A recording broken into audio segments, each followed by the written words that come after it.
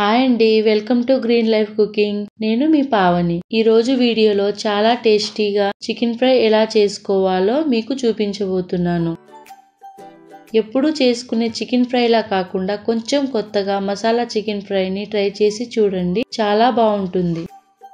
ఇప్పుడు ప్రాసెస్లోకి వెళ్ళిపోదాం. ముందుగా నేను ఇక్కడ 1/2 kg చికెన్ని తీసుకొని శుభ్రంగా కడిగి పెట్టుకున్నాను. ఇందులో కొద్దిగా ఉప్పు, నిమ్మరసాన్ని వేసుకొని ఒకసారి కడుక్కుంటే చికెన్ అనేది నీచు వాసన రాకుండా ఉంటుంది. ఇప్పుడు ఇందులో 1 టీ స్పూన్ ఉప్పు, 2.5 టీ స్పూన్ల కారం. ఇక్కడ కారం తక్కువ తినేవాళ్ళు 2 టీ స్పూన్లు వేసుకుంటే సరిపోతుంది. ఇప్పుడు ఇందులో 1/2 టీ స్పూన్ పసుపు, 1 టీ స్పూన్ ధనియాల పొడి, 2 టీ స్పూన్ల పెరుగు వేసి ముక్కలకు పట్టే విధంగా బాగా కలుపుకోవాలి. ఈ విధంగా కలుపుకున్న చికెన్ని 1/2 అవర్ పాటు ఫ్రిడ్జ్ లో పెట్టుకోండి. స్టవ్ మీద కళాయి పెట్టుకొని కొద్దిగా ఆయిల్ పోసుకొని ఆయిల్ హీట్ అయిన తర్వాత ఇందులో 1 పెద్ద ఉల్లిపాయ తరుగుని వేసుకొని ఇందులోనే కొద్దిగా పసుపు, 1 టేబుల్ స్పూన్ అల్లం పేస్ట్ వేసి పచ్చి వాసన పోయేంత వరకు బాగా ఫ్రై చేసుకోండి. ఉల్లిపాయలు అనేవి ఈ విధంగా వేగిన తర్వాత ఇప్పుడు ముందుగా మ్యాగ్నేట్ చేసి పెట్టుకున్న చికెన్ను వేసి బాగా కలపాలి. ఈ విధంగా కలుపుకున్న తర్వాత మూత పెట్టి చికెన్ నూనెలో బాగా ఫ్రై అయ్యేంత వరకు మనం మసాలాలని ప్రిపేర్ చేసుకుందాం.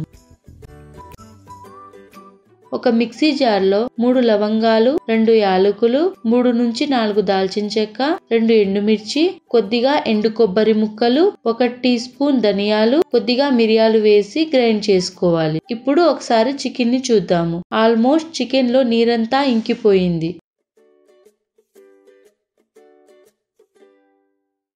ఇప్పుడు ఇందులో పొడుగా కట్ చేసి పెట్టుకున్న 2 పచ్చిమిర్చి ముక్కలను వేసుకోవాలి.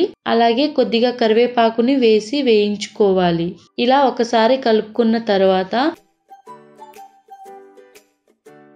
ముందుగా గ్రైండ్ చేసి పెట్టుకున్న మసాలా పొడిని మొత్తం వేసేయండి. అలాగే కొద్దిగా కసూరి మేతి కూడా వేసుకొని ఒకసారి కలుపుకొని 2 నుంచి 3 నిమిషాల వరకు చికెన్ ని బాగా ఫ్రై అవ్వనివ్వండి.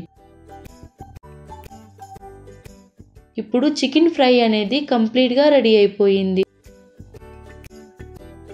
చూశారు కదా, ఎంతో టేస్టీ అయిన మసాలా చికెన్ ఫ్రై అనేది మనకు రెడీ అయిపోయింది. మీరు కూడా ట్రై చేసి మీకు ఎలా వచ్చిందో కామెంట్ ద్వారా తెలియజేయండి.